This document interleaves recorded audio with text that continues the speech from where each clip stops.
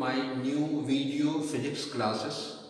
Now previously I have already discussed about the Stephen law, what we shall discuss in a previous classes to exceed on, like as 4u by 3 is equal to T ds by dV, whereas U is the energy density and S is the entropy and V is the volume.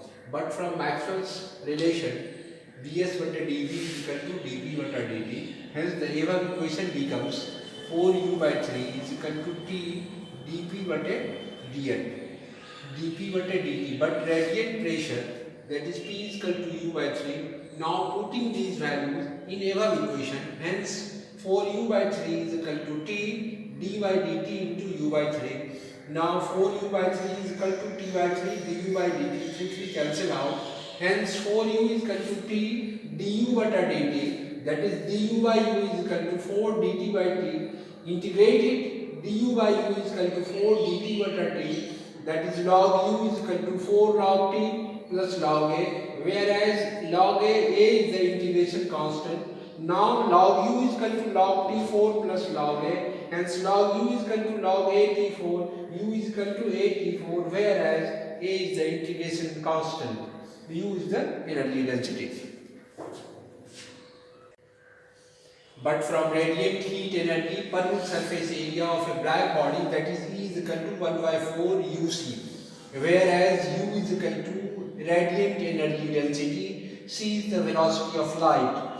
Now we put the value of u and hence E is equal to 1 by 4 a t4 into c, E is equal to 1 by 4 u a t4, or E is equal to sigma t4, which proves the Stephen law, whereas sigma is equal to Stephen constant 1 by 4 AC. Now we shall discuss the next classes for the experimental verification of Stephen law. Thank you. Stay home safely. प्रयोग सत्यापन करते हैं, जिसके बारे में अलग अलग वैज्ञानिकों ने अलग अलग ढंग से इसका प्रायोगिक किया, लेकिन यहाँ हम ब्लूमर और प्रिंगहैम वैज्ञानिकों द्वारा दी गई स्टेफन लॉ के प्रायोगिक विषय के बारे में चर्चा करने जा रहे हैं। इसके अनुसार इसमें H एक नाइट्रल वाच होती है, जिसमें सोडियम और पोटासियम को मेल्टेड कर 1300 डिग्री सी पर रख दी जाती है, जिसमें T एक थर्मोकॉपल होती है जिससे कि तापक्रम को मेंटेन की जाती है, तथा S एक स्टीयर होती है जिसको आम बोलचाल की भाषा में गलघोटनी कही जाती है, ताकि इसके टेम्परेचर को यूनिफॉर्म रखी जाए, और साथ ही साथ इसमें 2 स्लीट S1 और S2 लगी होती हैं, तथा इससे 60 सेंटीमीटर की दूरी पर एक बोरोमीटर भी लगी रहती है, जिसमें के गैल्वेनोमीटर लगी होती है, जिसे फिगर में नहीं दिखाया गया है, और S3 एक तीसरा स्लीट्स है, और आगे A जो है एक कॉपर वेसल है, जिसमें खौलते हुए पानी को 100 डिग्री सी पर डाली जाती है और 100 डिग्री सी पर ही निकल जाती है।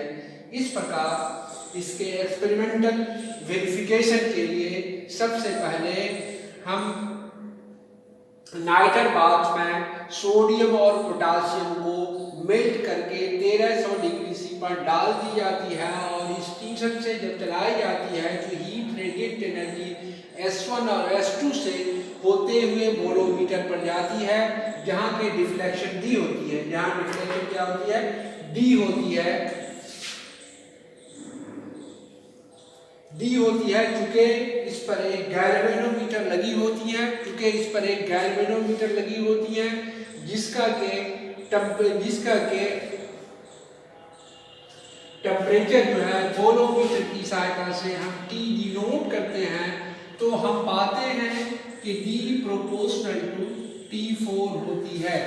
इस प्रकार अब ऊपर के प्रोसेस को और बोलोमीटर के स्थान को चेंज कर और कॉपर वेसल ए के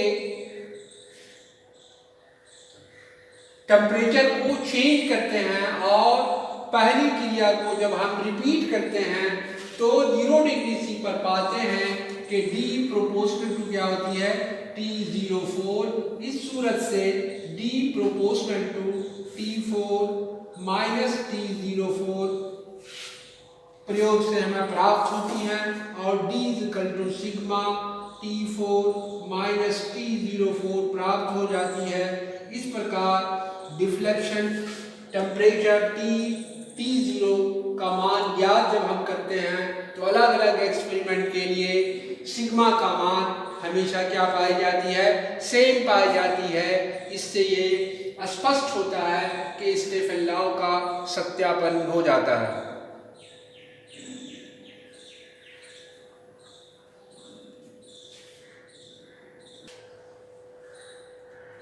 wines displacement law.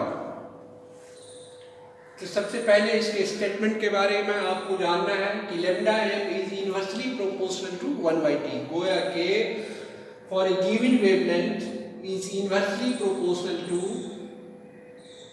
absolute temperature, that is lambda m is equal to b by t, lambda m t is equal to b, whereas b is the Wiens constant। इस सूरत से ये कहा जा सकता है कि wavelength अगर बढ़ेगी तो टेम्परेचर क्या होगी, घटेगी, अगर टेम्परेचर बढ़ेगी तो वेवलेंथ घटेगा।